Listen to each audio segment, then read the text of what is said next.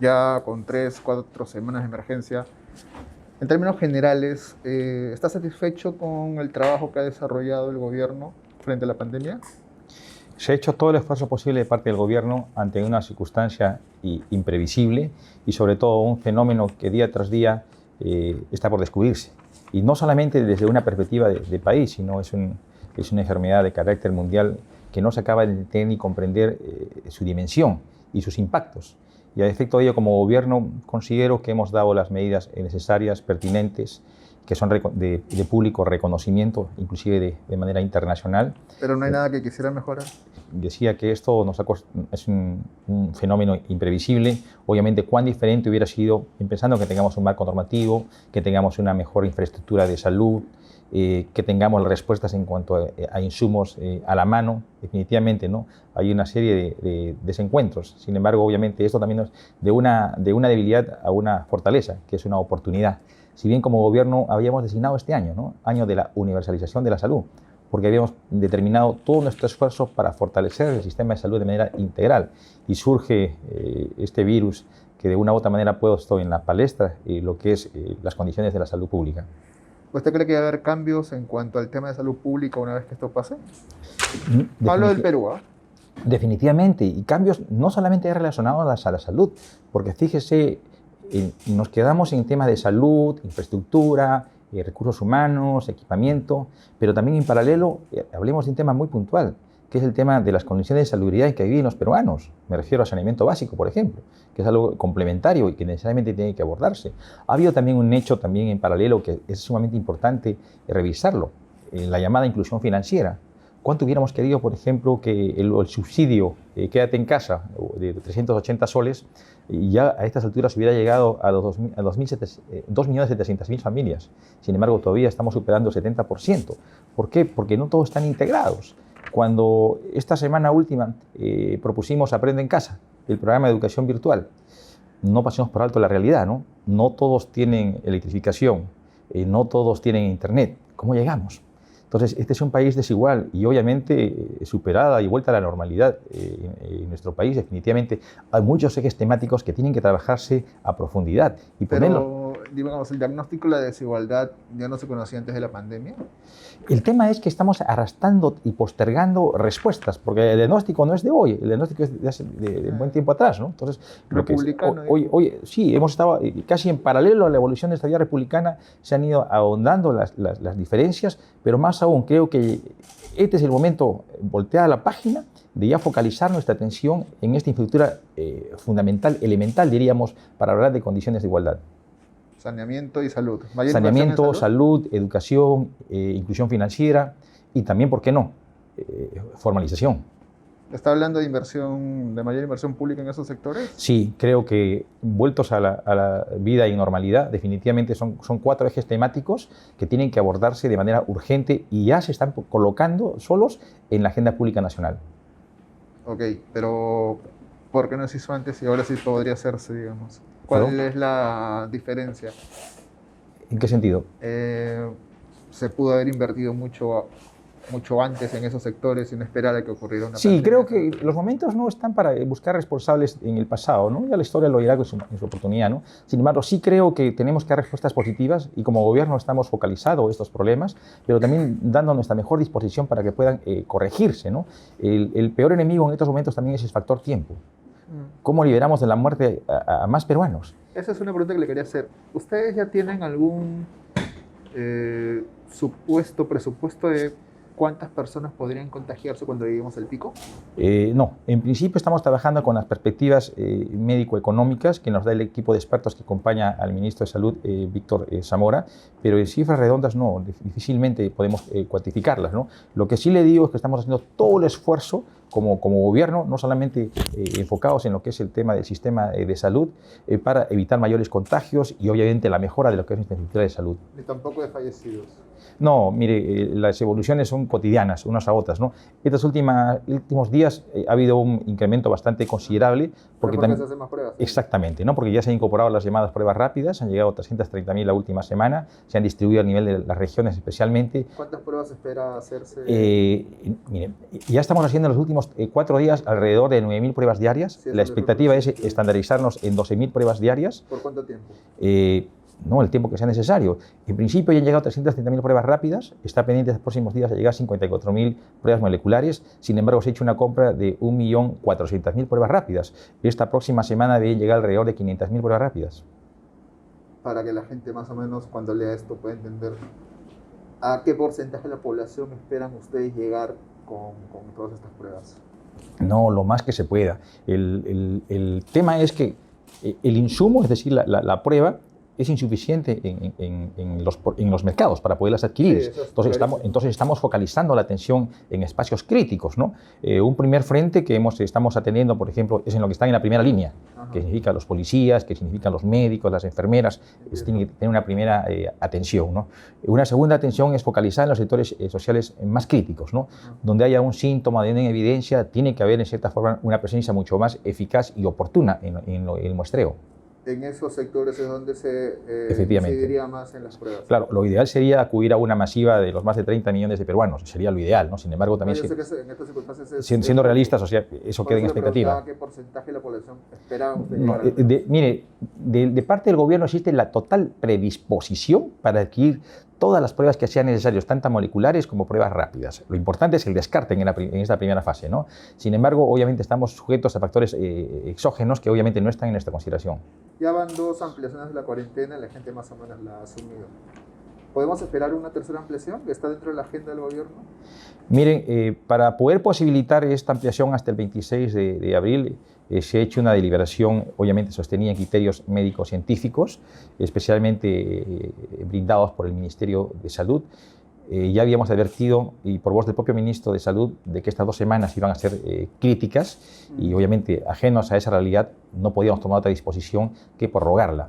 Esperamos que finalmente esto no vaya más allá del 26 de abril y si no hay prórroga, definitivamente las actividades tampoco se van a retomar con normalidad. Es decir, sería un levantamiento progresivo, ¿cierto? Exactamente, un levantamiento progresivo. Las propias labores en educación básica regular también tendrían que ser graduales, sectorializarlos, focalizar también la salida de las personas, es decir, no van a ser las mismas reglas. ¿Seguiríamos con clases online? ¿Perdón? ¿Seguiríamos con clases online? Sí, seguiríamos y por suerte cada día se está consolidando. Los primeros días siempre ha costado que pueda la propia ciudadanía poderlo asumir y los sentimos más fortalecidos y también a padres de familia y a profesores mucho más comprometidos. Porque claro, creo que el reto es cómo mantenemos popular la cuarentena, digamos, ¿no? Hasta ahora siempre ha habido respaldo de la gente cada vez que ustedes han dicho tenemos que alargarla, pero en un momento la gente va a decir ¿y hasta cuándo? Pero fíjese, cuando decidimos finalmente prorrogar en estos últimos 15 días hasta el 26 de marzo, ya existía en la propia percepción de la ciudadanía este compromiso de su extensión, ¿no es cierto? Pero, a pesar de que por ahí hay un grupo que todavía, cual si esto no existiera o poco le importara. Sin embargo, el grueso de la ciudadanía está pegado y ha tomado conciencia de lo que significan estas decisiones. Yo estoy completamente de acuerdo. Lo que quiero decir es que en un momento la gente va a decir hasta cuándo. La angustia, me imagino, ya va a ser por momentos insostenible, ¿no? Sí, mire, qué importante es su pregunta, porque por ahí también se han tejido algunos comentarios cual si como gobierno tuviéramos la respuesta cierta y un poco oculta. Es decir, sabemos hasta cuándo va a prorrogarse, tenemos cuantificados cuáles son los hospitalizados, cuántos serán los muertos, y eso no es cierto, lo descarto. ¿De acuerdo? Hay proyecciones que hacen los científicos médicos, es obvio, ¿no? Pero la responsabilidad política que tenemos como gobierno resulta bastante difícil poderlo determinar. Y vuelvo a la respuesta inicial, ¿no? Esta es una enfermedad imprevisible, que no acabamos de asumirla como tal, ni siquiera existe en cierta forma el insumo más adecuado para poder neutralizar. Y a efecto de ello, ¿cuánto responsable sería que una autoridad o un gobierno diga, mira, esto no se va a prolongar más de tal fecha? No, yo sé que es imposible, pero digamos, me imagino que siempre está... Estamos en permanente evaluación. Es más, si bien se hemos prorrogado hasta el 26 de abril, las reglas de juego están puestas sobre la mesa, los horarios en que pueden salir, quienes pueden salir. Sin embargo, estas reglas en el proceso también pueden cambiar. Están sujetas, por el caso de exactamente, están sujetas a a qué tipo de movilización acude la ciudadanía. El señor Matú va a seguir en el equipo a pesar de... Mire, él ha sido convocado no por el gobierno en general, sino ha sido convocado por el propio ministro de Salud. Sí. Y entiendo que está en evaluación. Matuco. Sí. Y la decisión será del Ministerio de La Trabajo. decisión es del ministro. Obviamente ese es su tono de confianza inmediata. Sí, yo entiendo perfectamente eso. Miles de personas no han recibido los subsidios, indican que el MIS y el Mintra no responden necesariamente los teléfonos ni los correos para que pasen incluidos en la lista. En fin, problemas que usted conoce muy bien. ¿De qué manera van a atender esa demanda? Miren las medidas que se han dado. En principio se ha dado el subsidio Me Quedo en Casa de 380 soles, Exacto. que estamos por cerrarlo, cobertura 2.700.000 familias en un grueso de 9 millones de peruanos. Le decía yo antes, se ha coberturado un 70% justamente por la debilidad de que no hay mecanismos institucionales de llegar uno por uno. ¿Y qué van a hacer con el 30% que falta? Sí, hay un número importante que pudiera revertirse. Por ejemplo, se han identificado algunos que están fallecidos. No creo que sea la mayoría. Sí, no, es un porcentaje, ¿no? Pero la RENIEC oportunamente no ha tenido actualizada su base de datos. Ha habido ciertas deficiencias, pero imagínese usted, si nos hubiéramos puesto a levantar una base de datos de cero, no acabamos nunca. O sea, era imposible. Entonces, Sí, nos hemos apegado a la base de datos ya preexistente. Entonces, esto inclusive estamos tratando de cerrarlo para ampliarlo, porque en principio fue predeterminado el monto 380, cogiendo la canasta familiar que dispone el INEI, que son 760 soles, 755 soles, ¿no? La mitad para 15 días. Sin embargo, estaba más allá de los 15 días. En estos días se debe disponer ya los 380 soles adicionales. En el caso concreto de los trabajadores independientes, ya se ha dado un dispositivo antes de ayer por el cual se está disponiendo el pago directamente de los 760 soles. Y seguimos trabajando. En paralelo a ello, se está trabajando con un trabajo bastante comprometido por parte de las 1.784 municipalidades digitales y provinciales del país para entregar las llamadas canastas alimenticias que están en pleno proceso de ejecución. Ahora, ¿es insuficiente? Sí. Pero la dinámica del día a día está motivándonos a ser creativos y sobre todo ver la forma más idónea de llegar a los que menos recursos tienen o a los que menos atención del Estado tienen. ¿Cuánta gente podría quedar fuera de los subsidios? No lo tenemos cuantificado, ¿no? Pero estamos trabajando de manera articulada con las municipalidades, especialmente que mejor que nadie conocen su estructura orgánica social para que nos ayuden a darle una atención prioritaria a la gente de extrema pobreza. El Ministerio de Cultura es el ente rector sobre pueblos indígenas y hay alertas de organizaciones amazónicas para evitar el avance del virus en sus pueblos, ¿no? ¿Por qué el gobierno no tiene una estrategia sobre los pueblos? Justamente hemos tenido hoy en la mañana una reunión de la Comisión Multisectorial donde la ministra de Cultura, Sonia Guillén, nos ha expuesto los lineamientos de su plan de trabajo. Allí se ha integrado PSM, obviamente, porque tiene bastante involucramiento en lo que es el plan de cierre de brechas de la Amazonía. Y estamos focalizando nuestra atención en las llamadas comunidades nativas, ¿no? ¿Cuánta gente es? Más o menos, en un primer mapeo se nos ha manifestado que estamos hablando de 600.000 personas, que es bastante considerable, ¿no? Ahora, hay distintas estrategias, ¿no? Estrategias de movilización, estrategias de bloqueo de zonas, estrategias de llegada con atención de salud, de llegada con atención de alimentos. Pero hasta este momento, ¿el Estado ha llegado a esas comunidades? Mire, el día lunes y martes ha estado un grupo de profesionales de PSM con el gobernador regional de Loreto y han establecido un primer avance y espacio de trabajo. Ahora, obviamente, con la movilización también implicaba una movilización en todo el país y ha habido sectores a los que definitivamente no hemos llegado. No hay que asumirlo. Sin embargo, estamos con la mejor disposición de poder rectificar y como Estado tener una presencia activa y dinámica. Y por eso esta presencia desde el Ministerio de Salud en todas las regiones del país, ¿no? Uno está pensando que solo el gobierno responde a Lima. No, tenemos un involucramiento con toda la dimensión del país. De acuerdo. Ahora usted ha dicho en RPP que no comparte esto del cese colectivo, lo que propuso la CONFIEP, ¿no? Entonces, yo entiendo, por lo que usted ha dicho, que esa opción está ya descartada por el gobierno, ¿cierto? Nosotros venimos en una evaluación permanente, tanto en la Comisión Multisectorial como en el Consejo de Ministros, que nos hemos declarado en sesión permanente. Y obviamente uno de los puntos, creo que el último que alcanza como propuesta el Ministerio de Trabajo CONFIEP es justamente los ceses colectivos, que mejor leído son despidos, despidos generalizados. Y la pregunta es, ¿corresponde a despidos indiscriminados en estos momentos en donde las circunstancias socioeconómicas para todos los peruanos es incierta? Como gobierno tenemos que ser cautos y prudentes en la toma de decisiones. A efecto de ello, el Ministerio de Trabajo nos ha alcanzado una propuesta que está en pleno proceso de consistenciamiento con los demás sectores. En un primer momento, cuando se declaró el estado de emergencia, se determinaron dos opciones de índole laboral, ¿no? La primera es el trabajo remoto y lo segundo es la licencia con goce de haberes. Sin embargo, también hay que ser bastante claros, ¿no? Hay un grupo importante de medianas y pequeñas empresas que no han acudido a la renovación del vínculo laboral. O sea, estamos hablando de despidos. Y esa es una realidad que como gobierno no podemos también dejarla a un costado, tenemos que asumirla. Estamos culminando, como le reitero, de revisar una propuesta normativa para poder de una u otra manera tener una intervención que signifique la defensa de estos sectores laborales que obviamente están acudiendo a una desatención de las circunstancias que estamos compartiendo.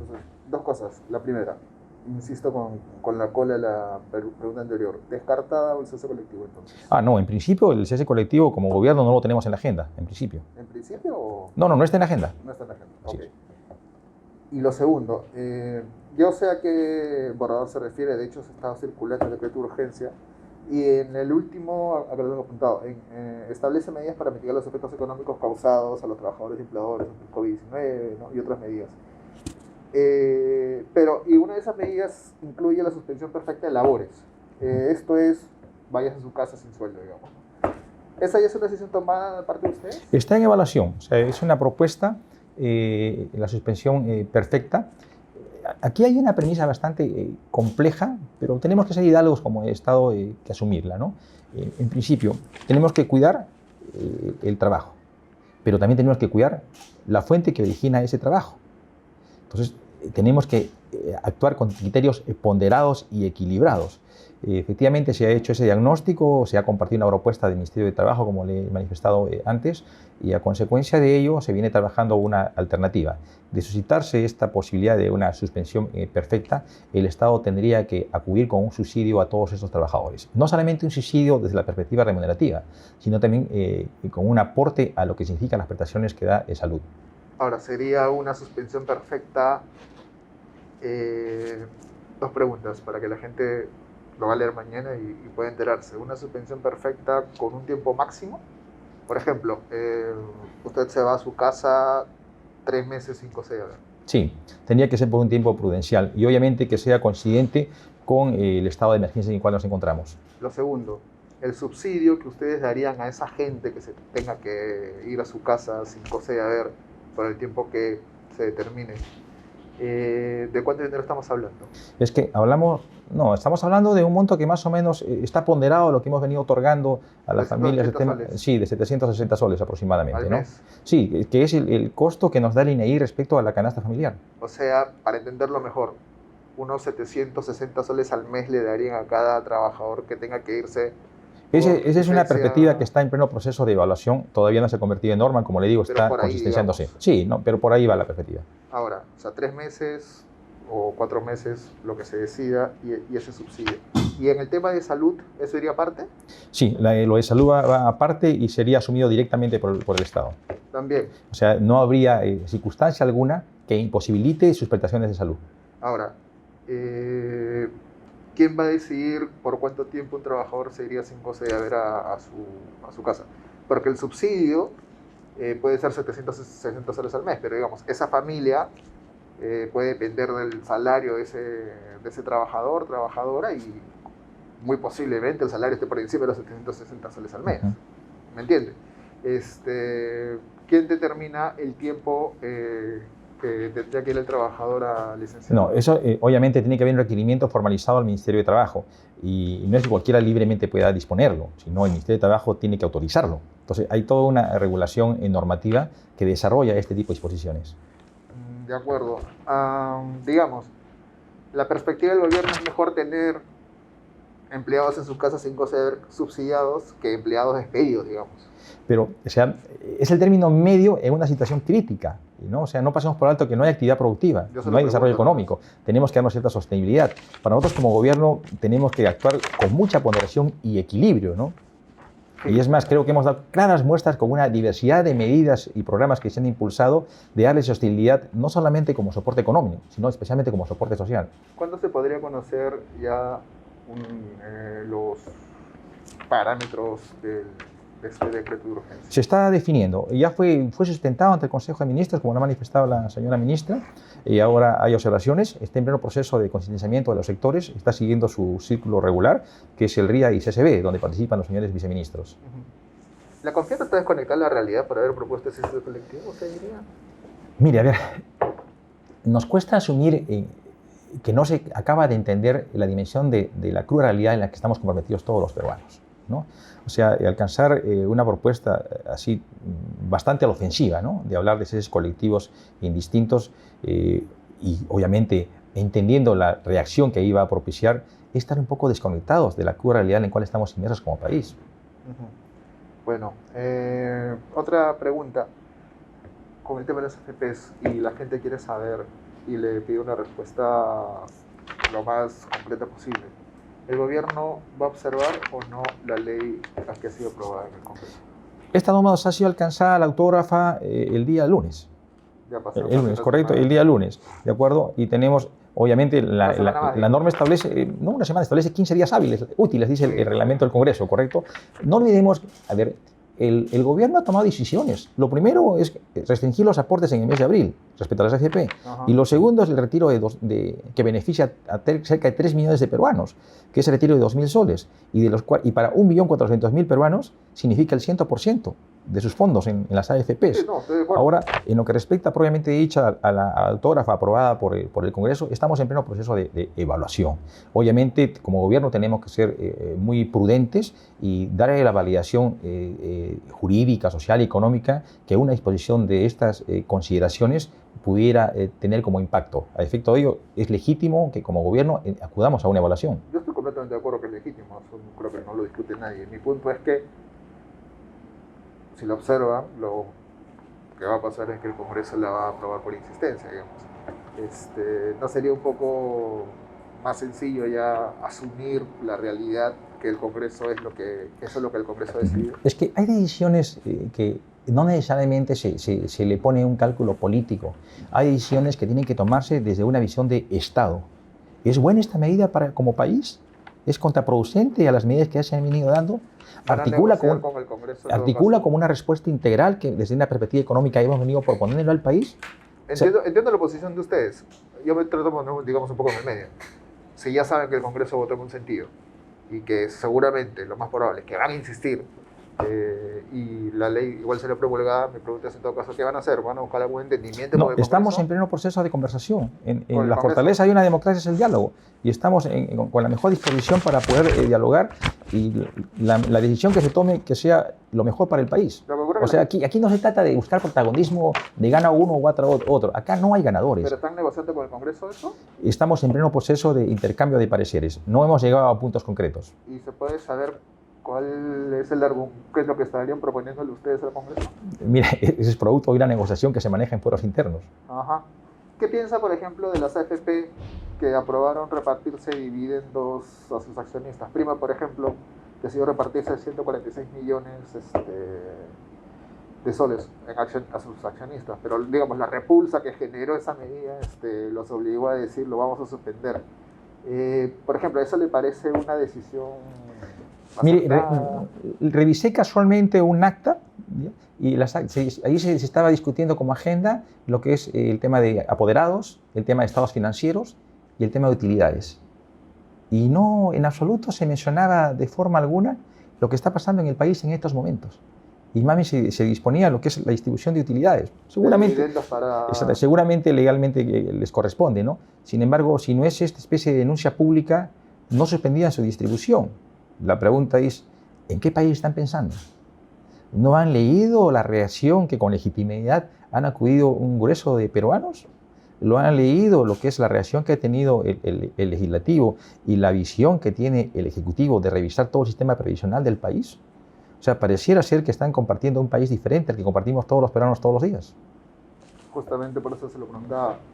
Eso le pone un poco más complicada la situación a ustedes, ¿no? Porque, digamos, cualquier decisión que ustedes tomen diciendo esto puede perforar el fondo de los peruanos, puede ser interpretado también como una suerte de blindaje hacia organizaciones que están siendo muy resistidas por la gente. Sí, como le digo, o sea, la decisión que tomemos tiene que ser una decisión de Estado.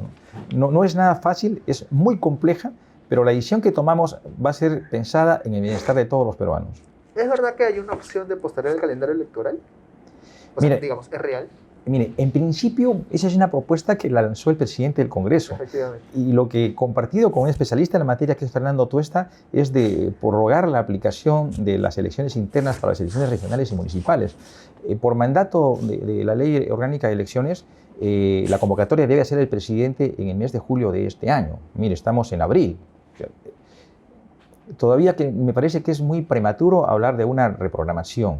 En todo caso, lo que sí está bastante apretado en tiempos es esta normativa, una de las primeras que ha aprobado el Congreso, ¿no? Que es modificar el artículo 4 de la Ley Orgánica de Elecciones, en la cual se establece que el último año no puede acudirse a modificaciones en materia electoral. Entonces el tiempo está corriendo, ¿no? Y el Parlamento no está sesionando. De repente, esta sí va a ser una circunstancia que puede estar ajustando los plazos. Yo creo que la gente le puede preocupar un poco, digamos, que las elecciones generales no se celebren el próximo año. Eso yo creo que no correría peligro, ¿no? No, definitivamente. La fecha usual, que es abril, ¿no? Lo que le digo, como gobierno, el próximo año sí o sí debe haber elecciones. Creo que es una responsabilidad constitucional, una responsabilidad constitucional y una responsabilidad política, ¿correcto? Lo segundo, de que si se pueda correr la convocatoria o reprogramar las fechas de elecciones, se verá en el curso del proceso. Ahora, como prioridad de gobierno, tenemos que atender estas contingencias de salud en las cuales estamos inmersos. De acuerdo. Una del Congreso, chica, que no puedo dejar de preguntárselo, usted ha sido congresista además. ¿Qué piensa de las sesiones que ha estado llevando el Congreso presenciales? Ahora ya conocemos que congresistas que están con COVID-19. Me imagino que piensa que no fue la mejor decisión, ¿no? Sí, creo que finalmente el tiempo ha dado la razón a quienes le están objetando. El Congreso tiene buenos sistemas informáticos y tiene toda un área especializada. Y era viable que puedan determinarse sesiones virtuales. Y a efecto de ello, hoy mire, están asumiendo las consecuencias. No solamente los trabajadores, sino también un grupo determinado de congresistas que están contagiados. Entonces, creo que esto no se debió permitir y fue totalmente equivocada la decisión que se tomó en su momento. Ajá. Una pregunta adicional antes que se me olvide. En estas 3 semanas de cuarentena, el gobierno ha flexibilizado 2 veces la norma para que más trabajadores mineros tengan autorización para trabajar. Si mal no recuerdo, ha sido 2 veces. Ahora, hay fotos que están circulando por ahí con trabajadores que no tienen las mejores condiciones para trabajar, sin distanciamiento social, sin equipo de protección. ¿Se reafirman en que fue la mejor decisión? Miren, a ver, cuando se determina el estado de emergencia, se dispuso expresamente que sí estaba permitido lo que es la cadena productiva alimenticia, lo que es el tema de salud y lo que es el tema de medicamentos. Sí. Y también se dejó una norma abierta de que por excepción cualquier sector podía determinar alguna actividad productiva. En el caso concreto de la actividad minera se estableció a través de una normativa que dio el Ministerio de Salud conjuntamente con el Ministerio del Interior y el Ministerio de Energía y Minas, de que las actividades mineras podrían continuar sus labores en tanto se encuentren en total aislamiento. Hablamos en ese momento de encapsulamiento, es decir, si hay producción, no baja ningún trabajador, podría desarrollar sus actividades con total normalidad. Y es así que se han permitido algunas actividades. Ahora, en el proceso han surgido 2 atingencias. Una, que hay trabajadores que ya están por más de 30 días y están con un fuerte estrés y necesitan bajar. Obviamente, claro, está en pleno proceso de revisión, hay un requerimiento planteado por la ministra de Energía y Minas. Y lo segundo, hay la necesidad de insumos, especialmente para el tema de salud y para el tema ambiental. Esto está en manos del Ministerio de la Producción y entiendo que en días pasados ya los ha autorizado. De acuerdo. ¿Cómo se imagina el Perú post-pandemia, Premier? Primero, creo que es un sacudón bastante grave, porque nos está permitiendo visualizar un país con profundas desigualdades y que son de urgente atención. Y lo segundo, también creo que hay que tomar en cuenta que nos ha despertado un espíritu de solidaridad entre peruanos y también poner sobre la mesa agendas que están generando consensos. Y creo que especialmente el mensaje va para la clase política. De una u otra manera hemos estado en exceso distraídos en confrontaciones irrelevantes. Y digo distraídos porque temas de fondo, como son las grandes reformas del país, quedaron relegadas. Las circunstancias de hoy exigen para nuestro país un cambio radical en posturas políticas y una visión diferente de lo que es un crecimiento sostenible. ¿Y usted cree que la vida cotidiana de los peruanos va a cambiar? Definitivamente. Va a cambiar porque va a ser gravemente alterada. No crea que una vez culminada el estado de emergencia y la cuarentena vamos a volver a la normalidad de un día para otro. Estamos hablando de gradualidad. Y lo segundo, posiblemente esa gradualidad va a implicar todo este año. O sea, no es a corto ni mediano plazo, posiblemente va a tomar todo este largo año. Y eso va a implicar un cambio en todo tipo de actividades, tanto públicas y especialmente de índole privadas. Para empezar, o sea, todas las actividades de índole social van a quedar postergadas de manera indefinida. Social en sentido de que se pongan aglomeraciones. Exactamente, todo tipo de aglomeraciones. ¿De cuántas personas para arriba? ¿50 para no, arriba? es que tampoco puedo cuantificar, ¿no? Pero, por ejemplo, haber actividades públicas, artísticas, culturales, deportivas, o sea, eso va a tener que quedar postergado. Cines, el tema también de lo algo que es ya algo muy usual en los peruanos, ¿no? Ir al mercado con mucha frecuencia, y lo estamos mostrando en estos últimos días sobre todo, ¿no? Tiene que regularizarse y establecerse un orden. Hasta a la fecha esto ha sido de manera desordenada y es una tradición que por décadas hemos venido acumulando, ¿no? Y hoy se pone de manifiesto con mayor notoriedad.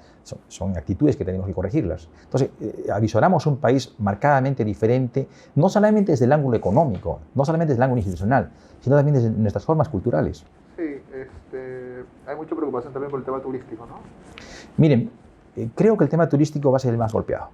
Y no solamente en Perú, sino creo que en todo el mundo, ¿no? Para empezar, ¿no? Lo segundo, que el tema de los vuelos, o sea, va a ser bastante difícil que se puedan levantar de forma inmediata. Y es una fuente turística por excelencia. Y lo segundo, no haber vuelos, no haber viajes, estar limitada en lo que es la interconectividad, definitivamente esto va a tener un fuerte impacto, ¿no? Y hay ciudades cuya actividad económica se sostiene fuertemente en lo que es la actividad turística, entonces van a ser golpeadas. A efecto de ello, también estamos trabajando algunas respuestas de contingencia para ver la forma de cómo suplir o cómo, de una u otra manera, acudir a una reconversión de estas actividades para lo que sea más acorde a lo que se le está proponiendo en el momento.